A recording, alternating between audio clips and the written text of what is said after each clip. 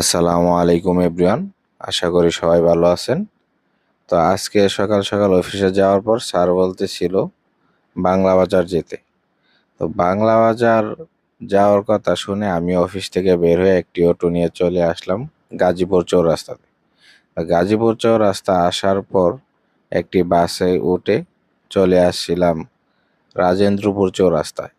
তো এর মাঝে আমাদের ঢাকা ময়মনসিংহ হাইওয়ে রুটটি যে আছে, এই রাস্তার মাঝখানে অসাধারণ প্রাকৃতিক ফুল ফুটে আছে। যেই দেখবে তার কাছেই ভালো লাগবে, আমার কাছেও ভালো লাগছে।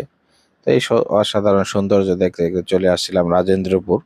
তো রাজেন্দ্রপুর আসার পর রাজেন্দ্রপুর থেকে বাংলা বাজার যাওয়ার জন্য একটি অটো নিলাম। তো গাজীপুরের যে বন আছে, গজারি বন, এই বনের মাঝখান দিয়ে রাস্তাটি ছিল। তো দুই পাশে গাছ ছিল, অসাধারণ লাগছিল। এটি দেখতে দেখতে চলে গেছিলাম টাওয়ারে যাওয়ার